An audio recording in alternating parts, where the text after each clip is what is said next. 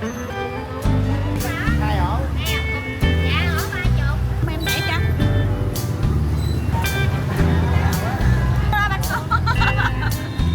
Mì chí hon. Chí hon.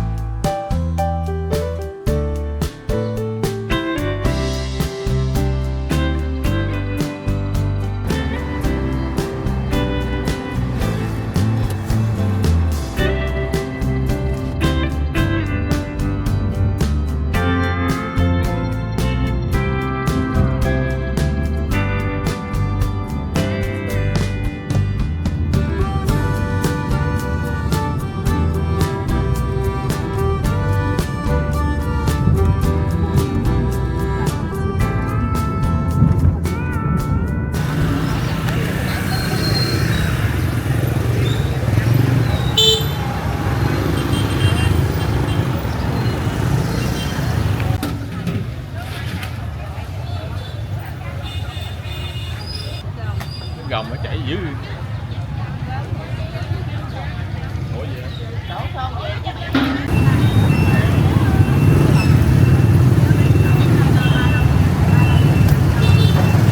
đâu chê gì em? 20. Có chín không? Kèm tay lên nè. Chưa chứ. Ở phía sau cái chín. Ngon đó bánh con. Mì chí hon. Chí hon ngon. Dạ. 3 ổ 5.000. Lấy 3 ổ. Chung giá. Cái này thì đặt bộ, cái này nè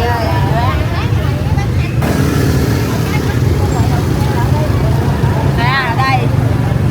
Sao?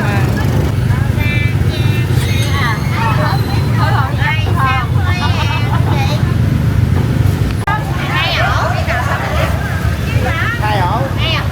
Dạ ổ 30. Bánh cá lợn luôn đi. Dạ mấy miếng hả chị? Miếng 18.000. 18.000 hả? 28, 60 hả?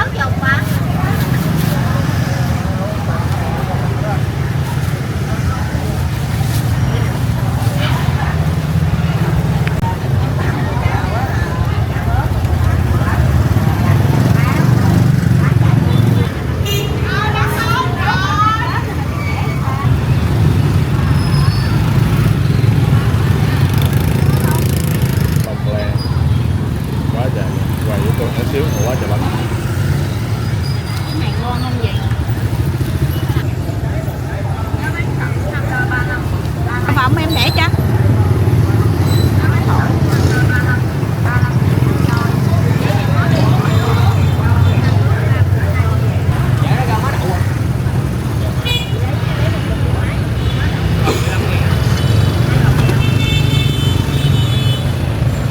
Bán sữa ngũ vị á.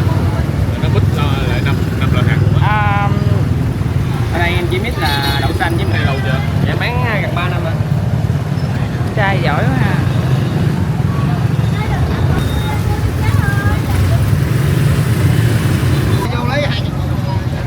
Sổ phía tay với giò 3 đôi 10, cân 3 cái 10.000, hài kèm 3 món 10.000, ốc bẹt 5 cây 10.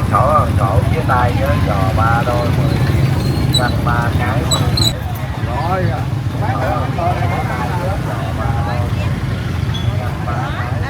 Tốt gọi lại chặn cái 7 đi sao cái miếng này.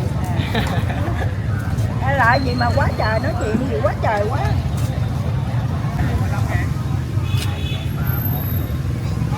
Đây chợ này giờ nghèo lắm, giờ nó không có đóng thuế. Ăn liền. Dạ. Khỏi lặt khỏi gì hết, cái kia về mất công lặt mày lặt rồi chứ không biết lặt nữa. Rồi được, đây cũng mọc đó. Nó luộc. Luộc nó còn có xíu à.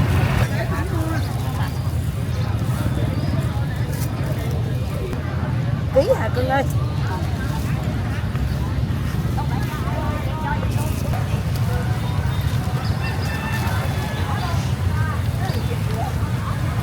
Đừng đè con.